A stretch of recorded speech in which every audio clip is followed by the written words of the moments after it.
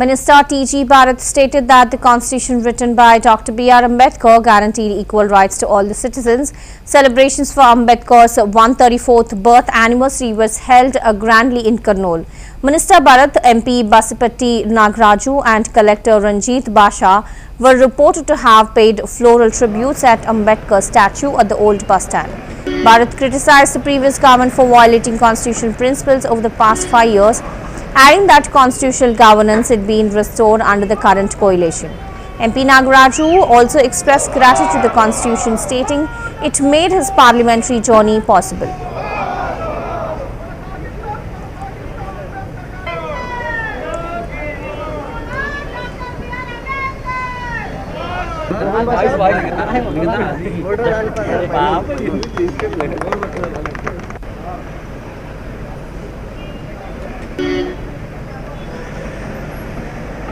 ఈరోజు కర్నూలు పట్టణంలో ఘనంగా నిర్వహణలు తెలుపుతూ ఆయన చేసిన పనులు, ఆయన కాన్స్టిట్యూషనల్ ఫాదర్ అంటారు. ఎందుకంటారంటే అందరికీ ఈక్వల్ రైట్స్ కల్పించిండే దాంట్లో ముఖ్య పాత్ర డాక్టర్ బిఆర్ అంబేద్కర్ గారు. అందుకనే 100 సంవత్సరాలైనా కూడా ఆయనను తలుచుకుంటారు.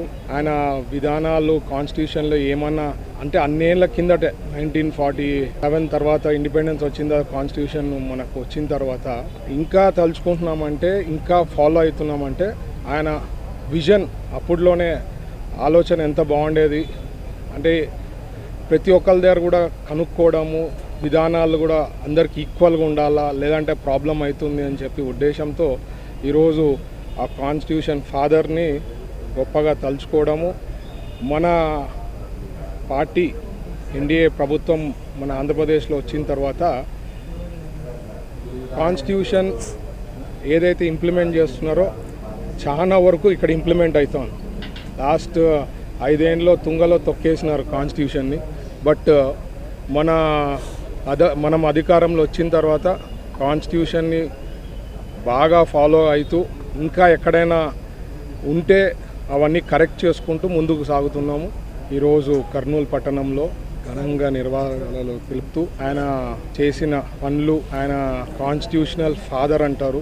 ఎందుకంటారంటే అందరికీ ఈక్వల్ రైట్స్ కల్పించిండే దాంట్లో ముఖ్య పాత్ర డాక్టర్ బిఆర్ అంబేద్కర్ గారు. అందుకనే 100 సంవత్సరాలైనా కూడా ఆయనను తలుచుకుంటారు.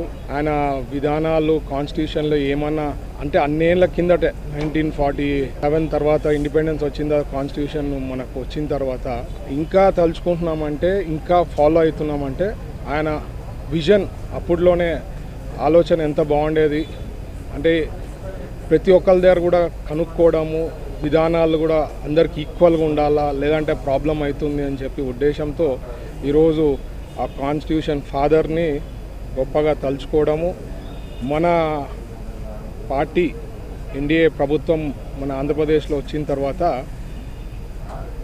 కాన్స్టిట్యూషన్ ఏదైతే ఇంప్లిమెంట్ చేస్తున్నారో చాలా వరకు ఇక్కడ ఇంప్లిమెంట్ అవుతాం. లాస్ట్ 5 ఏళ్ళలో తుంగలో తొక్కేసినారు కాన్స్టిట్యూషన్ని. బట్